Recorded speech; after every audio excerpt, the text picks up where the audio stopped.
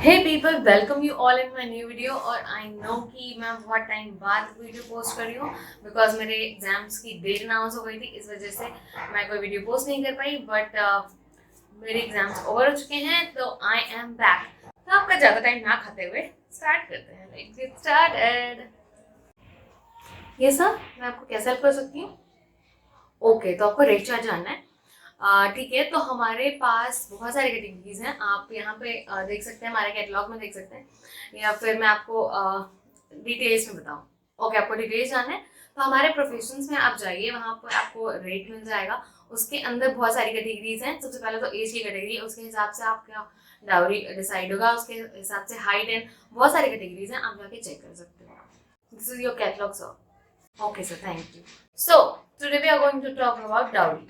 पहले ही भागना मत, क्योंकि आज हम इस पे ये नहीं डिस्कस करने वाले हैं कि ये गलत है या सही। बस आज हम इस पे बात करेंगे कि ये कब स्टार्ट हुआ और कहाँ जाके ये गलत हो गया। तो जो दहेज का सिस्टम है, ये इंडिया में बहुत पहले से चलता हुआ आ रहा है। ये अपर कास्ट में स्टार्ट हुआ था, एज इन लव गिफ्ट्स और गिफ्ट्स देते थे सिर्फ जो मैरिड कपल होते थे उसको। तो फर्दर ये लोअर कास्ट में एज अ हेल्प दिया जाने लगा, जो कि न्यूली वेड्स होते थे उनको, क्योंकि जो न्यूली वेड्स होते थे दोनों ही इतनी कम उम्र के होते थे कि वो फाइनेंशियली स्टेबल नहीं होते थे, फाइनेंशियली इंडिपेंडेंट नहीं होते थे। इसीलिए लड़के और लड़की के दोनों के घर वाले एंड दोनों के जो भी रिलेटिव्स होते थे वो उनको कुछ गिफ्ट्स देते थे, ताकि वो अपनी जो गृहस्थ जिंदगी या फिर कह सकते हैं जो एक मैरिड लाइफ को स्टार्ट कर सके। इसलिए ये स्टार्ट किया गया था। न्यूलीवेड्स को जो भी गिफ्ट्स दिए जाते थे या जो भी उनके फैमिलीज या फ्रेंड्स देते थे वो हाउस होल्ड रिलेटेड होते थे, जो उनको फर्दर हेल्प कर सके अपने मैरिड लाइफ में या फिर रेगुलर लाइफस्टाइल में। पहले दहेज का जो अमाउंट होता था या फिर जो जो भी गिफ्ट होता था वो लड़कियों को दिया जाता था, यानी कि जो ब्राइड होती थी उसको दिया जाता था, ताकि वो जहां भी जाए वो फाइनेंशियली इंडिपेंडेंट हो, किसी प्रॉब्लम में हो या किसी क्राइसिस में हो या कोई भी प्रॉब्लम हो तो वो उन चीजों को यूज कर सके। तो क्लियर है, आप जहां भी जाके देखोगे या पढ़ोगे दहेज का ओरिजिन कहाँ हुआ, तो ये सिर्फ हेल्पिंग पर्पस के लिए हुआ था कि हाउस होल्ड में हेल्प हो या फिर उनकी जो नॉर्मल लाइफ है उसमें कुछ हेल्प हो सके हाउस होल्ड आइटम से, या फिर जो भी अमाउंट है वो गर्ल्स के लिए हो, गर्ल्स की इंडिपेंडेंस के लिए आफ्टर मैरिज। एंड यस, आप में से कोई ये सोचे कि बहुत सारे जगहों पे गर्ल्स के लिए भी डाउरी ली जाती है, तो मैं आपको इसका डिफरेंस बताती हूँ। एक होता है डाउरी, एक होती है ब्राइड प्राइस। डाउरी वो होता है जो बॉयज को दी जाती है गर्ल्स से शादी करने के लिए, और जो ब्राइड प्राइस ये होता है जो गर्ल्स को दी जाती हैं उस लड़के से शादी करने के लिए। तो दोनों में डिफरेंस है एंड मेरे पॉइंट ऑफ व्यू से ये दोनों ही गलत है। बट स्टैटिस्टिक्स के हिसाब से डाउरी केसेस और डाउरी डेथ रेट्स इंडिया में इंक्रीज हो रहे हैं। ब्राइड प्राइस इन एवरेज बहुत कम है और इसमें आगे जाके कोई केस फाइल भी नहीं होती एंड इसमें कोई डेथ केस भी नहीं सुनने को मिलता। इसलिए इन दोनों का कंपैरिजन आप खुद कर सकते हो और खुद चेक कर सकते हो where it goes wrong. So during colonial period Britishers ने इस चीज पे मुहर ऐसे लगाई कि उन्होंने जो वुमेन्स की प्रॉपर्टी ओन करने की राइट थी वो प्रोहिबिट कर दी, यानी कि बैन कर दी। अब कोई भी वुमेन अपनी प्रॉपर्टी ओन नहीं कर सकती थी। तो जो दहेज गर्ल्स के राइट में था, यानी कि गर्ल्स के नाम पे होने वाला था, वो उनके हस्बैंड्स या फिर उनके हस्बैंड के किसी फैमिली मेंबर के नाम पे होने लगा। और यहाँ पे ये पूरी तरह से इसका मतलब चेंज हो गया। तो ये काफी टाइम के बाद चेंज हुआ डाउरी प्रोहिबिशन एक्ट से, जो इंडियन क्रिमिनल लॉ के अंडर आता है 1961 में। लेकिन जैसा कि हम जानते हैं, हम अच्छी आदतें कम और बुरी आदतें ज्यादा अपनाते हैं। तब तक ये हमारी सोसाइटी की जड़ों में एकदम घुस चुका था और तब तक लोगों को लगने लगा था कि ये बिल्कुल भी गलत नहीं है, और आज तक यही लगता है। और इस ब्रिटिश रूल के बाद जो मेल ओरिजिनेटेड फैमिलीज थी, यानी कि जिनमें लड़कों की संख्या ज्यादा थी, वो उनके उनके लिए दहेज एक इनकम का सोर्स हो गया। और जो गर्ल्स ओरिजिनेटेड फैमिलीज थी, यानी कि जिनमें लड़कियों की संख्या ज्यादा थी या जिनमें लड़कियां थी, उनके लिए गर्ल्स एक बर्डन हो गई। मुझे नहीं पता कि आपने कितना ड्रामा देखा है एक डाउरी के ऊपर या फिर एक लड़की सिलेक्ट करने के ऊपर, मैंने जो देखा है वो मैं आपको शेयर करती हूँ। So once upon a time एक लड़की के लिए एक लड़का देखा गया। लड़की वाले उस लड़के को लड़की की पसंद आ गई। तो अगर आप उसकी जगह पे होते तो क्या करते? ऑब्वियसली पहले वाले की डिग्निटी एंड सेल्फ रिस्पेक्ट को क्रश करके दूसरी वाले की शादी करवा देते, और क्या करते? एंड अगेन, कहीं गोरे रंग की वजह से रिश्ता कैंसिल हो गया, तो कहीं लड़की की प्रॉपर्टी के लिए जो दहेज के अलावा मिलने वाली। And you know what, I tell you the case जहाँ पे मेच्योरिटी का कोई लेवल ही नहीं है। तो लड़का लड़की मिले गए और लड़के ने बोला कि मुझे मेच्योर, सिंसियर, रिस्पॉन्सिबल लड़की चाहिए। लड़की ओके ठीक है। देन गेस व्हाट, क्या हुआ होगा? लड़का बोला ठीक है मैं चलता हूँ, जैसा होगा बता देंगे, मुझे 3-4 और लड़कियां देखने जानी है। तो इससे पहले कि लड़के ऑफेंसिव हो जाए, मैं उनका पॉइंट ऑफ व्यू भी रखना चाहूंगी। उनका भी कहना सही है कि हम क्यों न लें डाउरी। लड़की वाले भी तो सिर्फ हमारी सरकारी नौकरी ही देखते हैं, यानी कि गवर्नमेंट जॉब। तो उनका पॉइंट ऑफ व्यू भी सही है। जैसे हम गर्ल्स को ये बुरा लगता है कि सिर्फ हमें ब्यूटी पे ही नहीं जज करना चाहिए, वैसे बॉयज़ को भी बुरा लगना एकदम नॉर्मल है कि सिर्फ हमें प्रोफेशन पे ही नहीं जज करना चाहिए। और हमारी प्राइस, उसकी बेसिस पे हमारी आप प्राइस फिक्स कर रहे हो तो ये और भी ज़्यादा बुरा लगने की एक नॉर्मल रीज़न है जो किसी को भी लगेगा। तो मैं सबको ये कहूँगी कि बॉयज हो या गर्ल्स हो, we have brain, we have heart, we have feelings, we have emotion, we have different point of views. तो हमें उस बेसिस पे जज करें, ना कि सिर्फ गर्ल्स को ब्यूटी के लेवल पे और बॉयज को प्रोफेशंस के लेवल पे। तो मैं इससे रिलेटेड कुछ फर्स्ट चीज़ें बताती हूँ जो कि हमारे बीते हुए प्रोग्रेसिव ईयर्स में हुई हैं, but I don't think so कि ये हमारे लिए कुछ प्रोग्रेस है।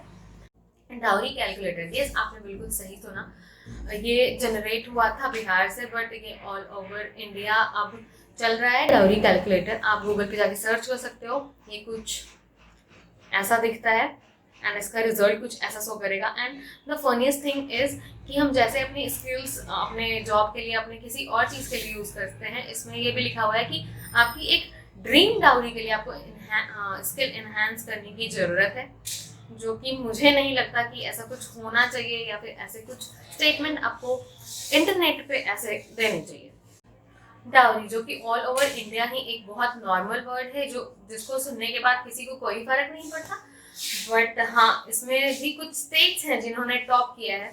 तो डाउरी केसेस जो कि 2019 में, dowry cases and dowry death cases जो कि 2019 में रिपोर्ट किए गए हैं, वो बेंगलोर में सबसे ज़्यादा हैं। एंड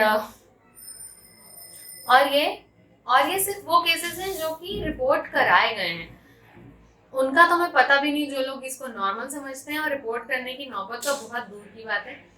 और कुछ इंडिया के डाउरी स्टेट्स जिन्होंने पिछले कुछ सालों में टॉप किया और टॉप करते ही जा रहे हैं, तो UP, Bihar, Andhra Pradesh, MP and Bangalore. And finally पूरे वीडियो में एक प्राउड मोमेंट, जहाँ की मैं प्राउडली कह सकती हूँ कि इंडिया में कुछ डाउरी फ्री स्टेट्स भी हैं, जैसे कि फर्स्ट पे है गोवा, सिक्किम, मिजोरम, मणिपुर, हिमाचल। एंड जिन स्टेट्स का नाम मैंने पहले लिया था जो कि हमारे डाउरी टॉप लिस्टेड स्टेट्स हैं, मैं उसमें रहने वाले हर एक इंसान को नहीं बोल रही कि आप डाउरी लेते ही हो। अगर आप नहीं लेते तो ये बहुत बड़ी अप्रिशिएशन की बात है। हो सकता है लोगों को ये छोटी बात लगे, बट ये सीरियसली बहुत बड़ी बात है। तो you should proud on this कि आपने ये किया है। डाउरी, दहेज, जहेज, आप जो भी नाम से कहें, बट ये इंडियन क्रिमिनल लॉ के अंदर आता है, जो कि डाउरी प्रोहिबिशन एक्ट 1961 के अंदर कवर होता है। आप सोच सकते हो कि 1961 में स्टार्ट हुआ था, लेकिन एज यूजुअल ये अभी भी फॉलो नहीं हो रहा है, क्योंकि ये सबके हिसाब से बहुत ही नॉर्मल बात है। जो मैं आगे बताने वाली हूँ ये आपको डराने के लिए या फिर आप डाउरी ना ले इसलिए नहीं है, ये सिर्फ एक पर्पज से है कि मैं लोगों को इस बारे में एजुकेट कर सकूं। पनिशमेंट इन डाउरी केसेस, 6 महीने से लेके 5 साल तक आपको जेल हो सकती है एंड 5,000 से लेके 15,000 तक आपको फाइन लगेगा, जो कि आपके लिए ऑब्वियसली बहुत ही नॉर्मल है। ये पनिशमेंट सुनने के बाद दहेज देने वाले ज्यादा खुश ना हो, क्योंकि ये पनिशमेंट दोनों ही साइड्स के लिए होती है, जो डाउरी देते हैं या फिर लेते हैं या फिर जो भी इसको प्रमोट करते हैं। Dowry is illegal since 1961। And yes, one more practical thing जो कि आई नो सब जानते होंगे, फिर भी मैं बताना चाहती हूँ कि जो हमारा दहेज होता है और जो हमारा गिफ्ट होता है वो दोनों ही अलग अलग होते हैं। अगर आप गिफ्ट को दहेज में इंक्लूड कर रहे हो तो वो दहेज का अमाउंट बढ़ाता है, यानी कि आपको अगर अपनी बेटी को गिफ्ट देना है तो आपको गिफ्ट अलग से देना पड़ेगा और जो दहेज का अमाउंट है वो अलग से देना पड़ेगा। तो कोई भी पेरेंट्स अगर ये वीडियो देख रहे हैं तो भड़कने से पहले ये पूरी वीडियो देखिएगा। और दूसरी बात कि ये जो मैंने अभी बात बताई है ये आपके डील में सिर्फ एक रूल है जो कि मैंने आपको बताया है। हाउ टू स्टॉप दिस से पहले मैं ये पूछना चाहूंगी कि why stop this. It's simple, because it's wrong. ये इसलिए गलत है क्योंकि ये गलत है। Understand the real meaning of education. आज के टाइम में हम सब एजुकेटेड हैं और मैक्सिमम ऑफ दस हम एक हायर एजुकेशन के लिए जाते हैं, बट जैसा कि मैंने स्टार्टिंग में रेट दिखाया था कि जितना ज्यादा एजुकेटेड उतना ज्यादा अमाउंट, उतना ज्यादा डाउरी का अमाउंट। तो ज्यादा डाउरी अमाउंट कहीं से भी आपके एजुकेशन को रिप्रेजेंट नहीं करता है। Educate and aware your surroundings, मतलब कि खुद को और अपने आसपास के लोगों को इसके बारे में पता चलने दो, ज्यादा से ज्यादा जानो। और इस पूरे वीडियो का crux, make your girls independent. नहीं फर्क पड़ता कि क्या हो रहा है, क्या होने वाला है या आगे चल के क्या होगा। अगर फर्क पड़ता है तो सिर्फ इससे कितना वो मेंटली, फिजिकली और फाइनेंशियली एबल है खुद को होल्ड करने के लिए, खुद को फीड करने के लिए, और ये कहने के लिए कि ये सिर्फ मेरा है। कि hold your dignity and self respect no matter what is going to happen in your life. Be independent, be confident, be fearless. Words will have from me. And thank you guys for watching this. And if you like this video, comment, share and subscribe. And especially इस video को share करना, क्योंकि ये एक message है जो हमें सब तक पहुंचाना चाहिए. So, see you guys in the next video.